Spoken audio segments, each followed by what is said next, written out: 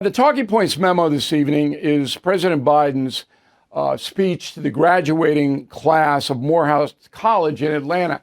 The speech bothered me on a personal level, and I want to let you know what happened there. So Morehouse College, very prestigious, primarily African-American school, founded in 1867. Martin Luther King Sr. and Jr. attended Morehouse. Has about 2,200 undergraduate students. 414 did graduate over the weekend. And Joe Biden, President Biden, was the invited commencement speaker. Okay, so that sets the stage. Now, there is some local reporting, I wasn't there, it says that the president's speech was not received in a wildly enthusiastic way. Now, I want to be fair here. So I wasn't there, and that's the interpretation of other so-called journalists, but you know the world we live in now. But I think it is safe to say that there wasn't a strong pro or con reaction from the 400 students that heard him speak. Now, I'm going to run you two sound bites. The first one is an attempt by President Biden to, convince, maybe that's too strong a word, the students that the system is rigged against them. Roll it. I never thought I'd be a president at a time when there's a national effort to ban books. Not to write history, but to erase history. They don't see you in the future of America, but they're wrong. To me, we make history, not erase it. We know black history is American history.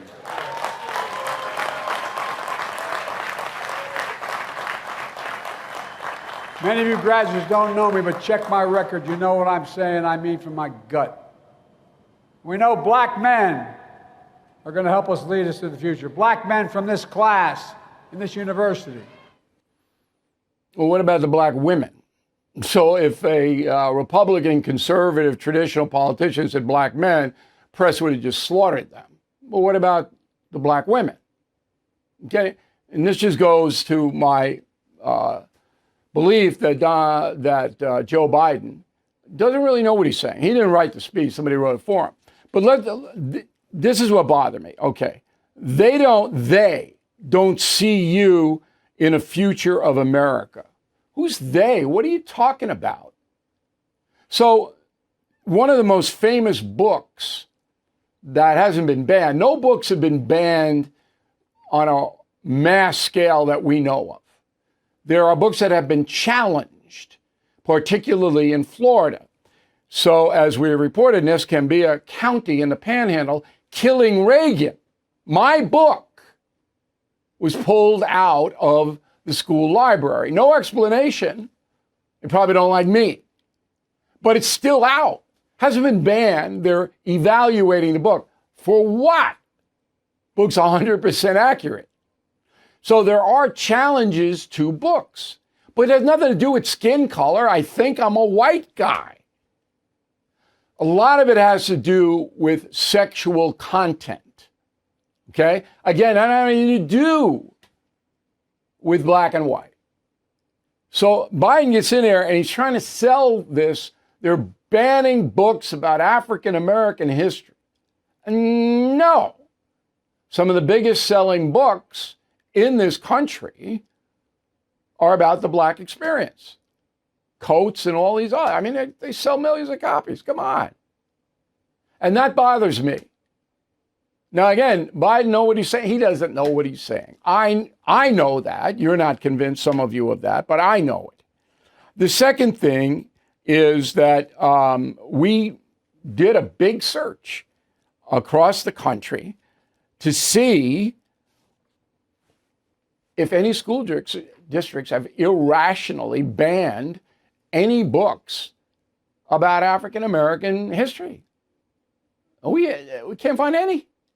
Again, some have been challenged But there's no big book ban. But he's trying to make out that there's this concerted national effort to, pardon the pun, black out Black history. It's not true. Second soundbite has to do with race baiting. Now, what is race baiting? It's when you use skin color to incite.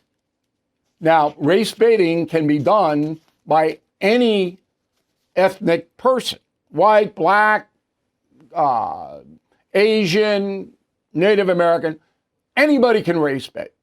So you use a skin color to try to get people upset. Roll a tape. Well, let's be clear. What happens to you and your family when old ghost in new garments seize power? Extremists come for the freedoms you thought belonged to you and everyone. Today in Georgia, they won't allow water to be available to you while you wait in line to vote in an election. What in the hell is that all about?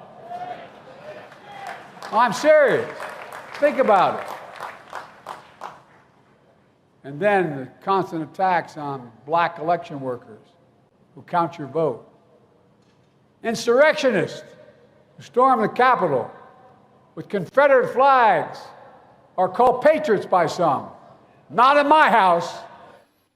All right, so they won't allow water just to blacks, I guess. So today in Georgia, they won't allow water to be available to you while you wait in line to vote. That's not true. There was a Georgia law passed, the Election Integrity Act of 2021, that says no one can provide food or drink to anyone in line to vote. That's an electioneering law, because you could have somebody in a, Republican hat giving out whatever to people online. You can't do that. That's against the federal law. But in Georgia, there are self-service water stations at all the polling places under this law. So again, Biden is just propaganda after propaganda, and then attacks on black election workers, constant attacks on black election workers. Again, we did a massive coast-to-coast search. Here's what he's talking about.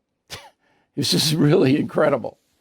In Georgia, two women, Ruby Freeman and her daughter, Andrea Moss, were attacked by Rudy Giuliani for doing bad stuff during the vote in 2020.